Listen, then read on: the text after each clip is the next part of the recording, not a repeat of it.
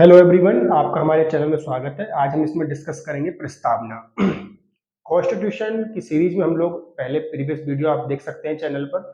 हमने nature of the constitution उसको देख लिया था, संविधान की प्रकृति क्या होती है। आज हम डिस्कस करेंगे प्रस्तावना। प्रस्तावना ध्यान रखिएगा, आपकी बहुत ही महत्वपूर्ण टॉपिक है, चाहे यूजीसी नेट के एग्जाम में आप इसको ले लें और साथ ही साथ आपके किसी भी कॉम्पिटिटिव एग्जाम में जहां पर भी कॉन्स्टिट्यूशन पूछा जाता है। प्रियम्बल एक प्रकार के, अगर हम इसको देखें, ये आपके क्वेश्चन मेंस में भी पूछते हैं, ठीक है। बाकी ऑब्जेक्टिव में तो प्रियम्बल के क्वेश्चन बनते ही बनते हैं। तो अगर हम प्रस्तावना देखें तो सबसे पहला तो क्वेश्चन आपको, आप मतलब बीइंग अ लॉ स्टूडेंट तो आपको पता होना ही चाहिए, सिटीजन्स को भी अपनी प्रियम्बल के बारे में पता होना चाहिए संविधान की। तो संविधान की प्रस्तावना आपको जिस भी लैंग्वेज में प्रेफर कर सकते हैं, हिंदी या इंग्लिश। तो हम भारत के लोग, भारत को संपूर्ण प्रभुत्व संपन्न, समाजवादी, लोकतंत्रात्मक गणराज्य बनाने के लिए पंथनिरपेक्ष, तो ये सारी आपको एज इट इज याद होनी चाहिए, ठीक है। फिर कौन से न्याय देना चाहते हैं, ठीक है, वो हम अभी आज आगे डिस्कस भी करेंगे। तो एक तो आपको प्रस्तावना याद होनी चाहिए। अब समझते हैं कि हम किस तरीके से क्वेश्चन फ्रेम होते हैं। तो अगर क्वेश्चन फ्रेमिंग देखें इसकी, तो पहला क्वेश्चन तो अगर आप यही समझे कि संविधान की जो प्रस्तावना, उसका अर्थ क्या है, ठीक है, आखिर इसका मीन्स, मतलब क्या है, मीनिंग क्या है, ठीक है। तो अगर इसके बारे में हम चर्चा करें तो एक केस लॉ आपको याद होना चाहिए, बहुत ही इंपॉर्टेंट केस लॉ है, गोलकनाथ बनाम Golaknath versus state of Punjab, ठीक है। कौन सा? गोलकनाथ बनाम स्टेट ऑफ पंजाब। इस केस में यह बताया गया कि प्रस्तावना आखिर होता क्या है। तो उन्होंने इसमें सिंपल तौर पर यह कहा कि honourable justice D Subba Rao ने कि प्रस्तावना जो है किसी भी अधिनियम के, ध्यान रखिए, किसी भी अधिनियम के मुख्य आकांक्षाओं और आदर्शों का उल्लेख करती है। यानी कि जो, ध्यान, अब इस बात पे समझो, उन्होंने क्या कहा, जो भी मेन गोल्स हैं, जो भी आपके मेन, एक तरह से जो आपके उसके मुख्य उद्देश्य, मुख्य जो उसकी लक्ष्य है, किसी भी एक्ट को, ध्यान रखिए, कोई भी विधि बनाते हैं हम, ध्यान रखिए, आप उसमें क्या, किसी भी अधिनियम, कोई भी विधि बनाई जाती है, कोई भी अधिनियम बनाया जाता है, तो उससे हम किसी पर्टिकुलर मोटिव के लिए, जो उसके उद्देश्य प्रस्ताव होता है, उस मोटिव को प्राप्त करने के लिए ही वो विधि बनाई जाती है। तो उन्होंने यही कहा कि जो प्रस्तावना है वो आपके क्या है, वो आपके कुल मिलाकर किसी भी अधिनियम के मुख्य आकांक्षाओं और आदर्शों का उल्लेख करती है, कि यानी जो हमें प्राप्त करना है, जो मेन हमारे गोल्स हैं, उनके बारे में बात करती है, और उस एक्ट की कोर वैल्यू या जो मूलभूत संकल्पना है वो क्या होगी, उसके बारे में बताती है। अगर यही बात हम देखें तो भारतीय संविधान जो है, भारतीय संविधान की जो आपकी प्रस्तावना है, तो भारतीय संविधान की प्रस्तावना में अगर आप देखेंगे तो वो क्लियरली मेंशन होता है, वो ये बताती है कि भारत का संविधान, हम भारत के लोग अपने भारत के संविधान को कैसा बनाना चाहते हैं। हम चाहते हैं कि हमारा देश समाजवादी सोशलिस्ट हो, सम, प्रभुत्व संपन्न है, हम लोकतंत्र डेमोक्रेटिक कंट्री हैं, ठीक है, साथ ही साथ हम पंथनिरपेक्ष सेक्युलर कंट्री हैं, और इसी प्रकार उन्होंने कहा कि गणतंत्र है, यानी कि यहाँ पर लोगों का तंत्र है, ठीक है। यहाँ पर कहने का मतलब, ये व्यवस्था में आगे मीनिंग समझेंगे भी, कि राजा का बेटा राजा नहीं है, यहाँ पर समझ रहे आप, यहाँ पर जनता का राज है। तो चलो, ये तो आपके इसकी मीनिंग के तौर पर आपको ये पता होना चाहिए कि Golaknath versus state of Punjab में क्या कहा गया था। ये क्वेश्चन पहले तो आप नोट कर लें। दूसरी बात अगर हम पढ़े, इसमें अर्थ हो गया। अब इसके बाद हम इसमें देखते हैं कि आखिर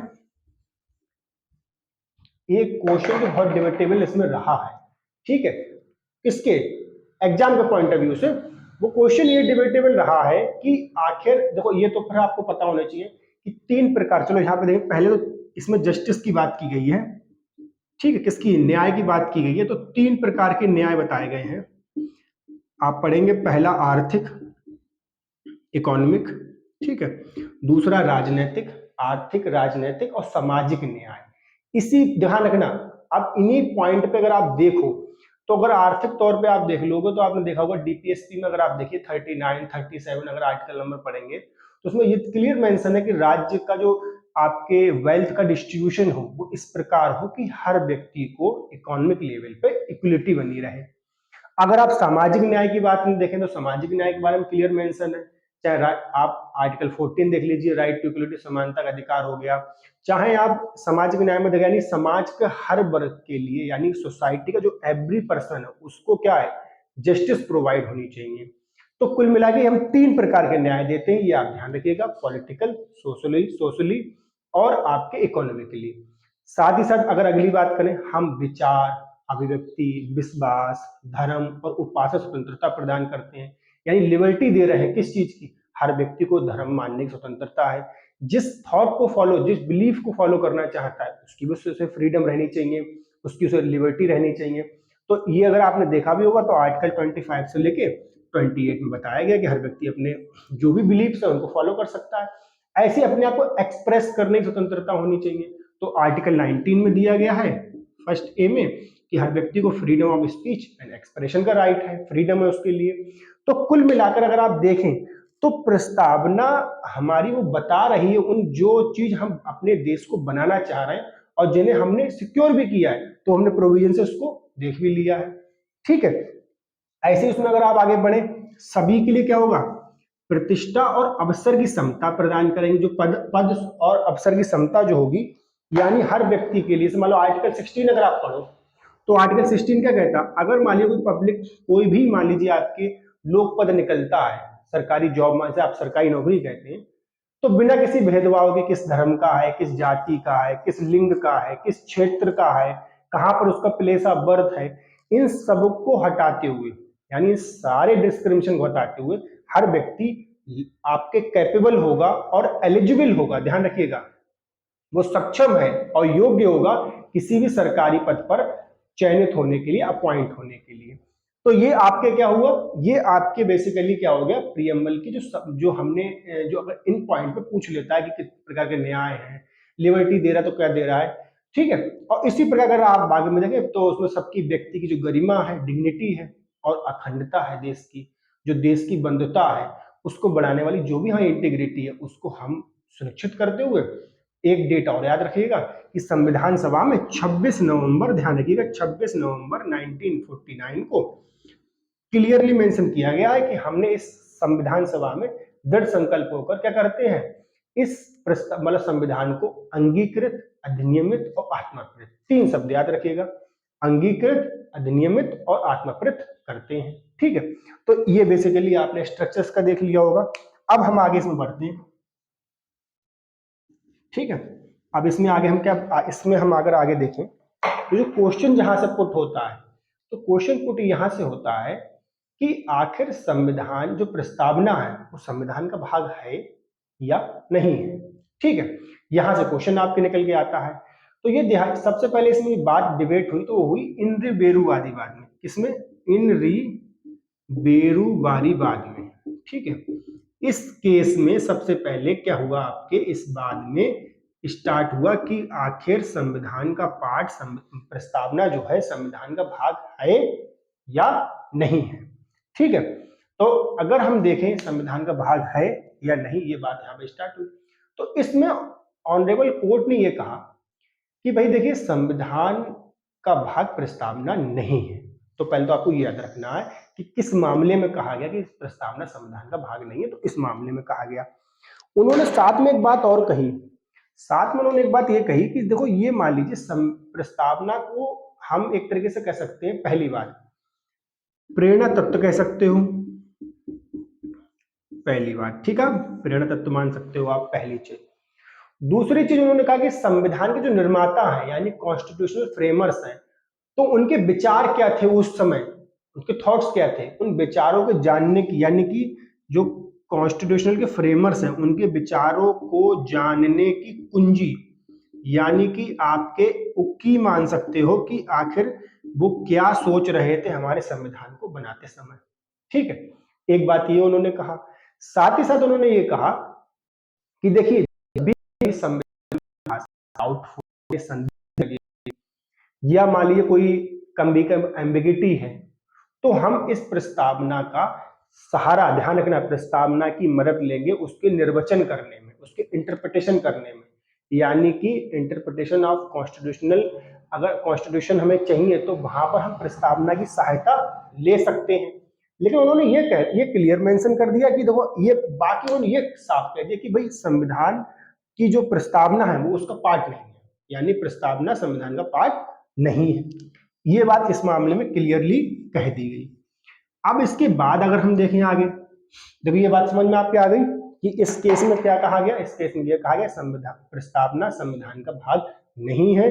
चाहे तो आप उनका उसे हम इसको हम प्रेरणा तत्व मान सकते हैं, जहां कहीं पर आपके संविधान के निर्माताओं के विचारों को कुछ समझने के लिए मान सकते हैं, ऐसा कि दिखता भी है। साथ ही साथ उन्होंने कहा कि जब कभी मानो संविधान की कोई बात अगर आपको इंटरप्रिटेट करनी है, उसकी भाषा गलत मतलब संदिग्ध है, तो उसकी सहायता ले सकते हैं, और जहां असंदिग्ध है तो कोई मतलब नहीं है, कोई सहायता नहीं ली जाएगी। अब आते हैं अगली बात पर, वो बात आपकी स्टार्ट होती है कि आखिर इसके बाद जब इसको पार्ट बनाया गया ऑफ कॉन्स्टिट्यूशन, यानी कि अब ये माना गया संविधान का भाग है, वो किस मामले में कहा गया, ये आपको पता होना चाहिए ध्यान से, बहुत ही महत्वपूर्ण तरीके से। देखो 3 क्वेश्चन आपको पता है, विद केस लॉ पता होना चाहिए। पहला, किस केस में कहा गया कि संविधान प्रस्तावना संविधान का भाग नहीं है, इंदुबेरीवाद में। अगली बात, किस केस में कहा गया कि प्रस्तावना संविधान का भाग है, तो वो है केशवानंद भारती। कौन सा? केशवानंद भारती वर्सेस केरल राज्य। ध्यान रखिएगा कौन सा है, केशवानंद भारती वर्सेस केरला स्टेट। ठीक है, ठीक, केरल राज्य का मामला है, 1973 का मामला, बहुत ही फेमस मामला है। तो इस मामले में ध्यान रखिए, इस मामले में कहा कि प्रस्तावना जो है संविधान का भाग है। देखो इस मामले में क्या कहा, प्रस्तावना संविधान का भाग है, और ये माना कि ये बहुत ही इंपॉर्टेंट पार्ट होता है किसका, कॉन्स्टिट्यूशन का, और उन्होंने कहा कि इसमें भी अमेंडमेंट कर सकते हो। ध्यान रखना, चूंकि अगर आप आर्टिकल 368 पढ़ेंगे, ध्यान रखिए, जैसे ही आर्टिकल 368 पढ़ेंगे तो उसमें क्या लिखा गया है कि पार्लियामेंट को ये पावर है कि कोई जो भी पार्ट, जो भी संविधान का भाग होगा, पार्लियामेंट को ये पावर है कि जो भी पार्ट आपके होगा, तो उसमें उन प्रावधानों में कुछ किसी प्रकार का अमेंडमेंट, निरसन, जो कुछ भी है, वो आर्टिकल 368 के अनुसार पार्लियामेंट कर सकती है। जैसे ही पार्ट आप मानोगे प्रस्तावना का, तो इसमें भी अमेंडमेंट हो सकता है। तो यही बात इस केस में माना गया कि जो प्रस्तावना है वो संविधान का भाग है। साथ ही साथ उन्होंने कहा कि आप इसमें अमेंडमेंट भी कर सकते हो, यानी संशोधन भी कर सकते हो, लेकिन जो इसका मूल ढांचा है, क्योंकि इसी केस में मूल ढांचे का सिद्धांत प्रतिपादित हुआ था, बेसिक स्ट्रक्चर थ्योरी इसी केस में प्रोपाउंड हुई थी, ये भी आपको याद होना चाहिए। तो उन्होंने कहा जो मूल ढांचा है आप उससे छेड़छाड़ नहीं कर सकते हो, यानी कि जो मूल ढांचा है उसे आप चेंज नहीं कर सकते हैं। ठीक है, तो ये बात ध्यान आप समझ में आ गई होगी आपकी। अब अगली बात पे आते हैं, इस केस में ये कहते हैं कि भाई पार्ट है, तो 2 बातें याद होनी चाहिए, किसमें नहीं कहा वो केस, और किसमें कहा वह केस आपको पता होना चाहिए। अब इसके अगली बात पे आते हैं, इसकी अगली बात यह है कि जब कह दिया गया कि अमेंडमेंट कर सकते हो, तो कब अमेंडमेंट किया गया और कितनी बार अमेंडमेंट किया गया। सबसे पहली बात, अमेंडमेंट का नंबर, ये बात ध्यान रखना कि अमेंड कब किया गया। पहली चीज, कितनी बार, तो पहले संख्या समझ लीजिए, सिर्फ अब तक एक बार ही अमेंडमेंट किया गया। ये क्वेश्चन कई बार आपसे पूछा गया है, ध्यान रखना। दूसरी बात कि कब किया गया, तो देखिए ध्यान रखिएगा, आपके 42 अमेंडमेंट 1976 में, 42वां संशोधन संविधान कॉन्स्टिट्यूशन अमेंडमेंट एक्ट, यानी 42वां संविधान संशोधन अधिनियम 1976 में ये किया गया। क्या किया गया, आपके कॉन्स्टिट्यूशन की जो प्रियम्बल है, प्रस्तावना है, उसमें इसमें अमेंडमेंट किया गया। ये डेट, ये अमेंडमेंट नंबर आपको पता होना चाहिए। इसके साथ साथ इस तीसरी बात, इस मामले में क्या जोड़ा गया, भाई अमेंड करने का मतलब, भाई अमेंड किया तो कुछ हटाया नहीं, कुछ जोड़ा गया। तो 2 बातें, दो मतलब सॉरी 3 चीजें जोड़ी गई। पहला, समाजवादी, ये समाजवादी शब्द जो था मूल प्रस्तावना में नहीं था, पहली चीज। दूसरी चीज, पंथ निरपेक्षता यानी सेकुलरिज्म, ठीक है, ये आपके मूल संविधान में नहीं था, ये बात जोड़ी गई। तीसरी बात, अखंडता, इंटीग्रिटी इसको बोलते हैं, ये अखंडता शब्द भी मूल संविधान में नहीं जोड़ा गया। आपको तीनों शब्द याद होने चाहिए कि कौन कौन से शब्द प्रस्तावना में जोड़े गए। ठीक है, ये क्वेश्चन आपको यहां पता होने चाहिए। ठीक है, अब हम इसमें हम आपके अगली वीडियो में इसको हम देखते हैं या कि हम इसमें आगे जो उसकी प्रस्तावना के जो मेन मेन पॉइंट है उनके उन शब्दों का अर्थ क्या होता है।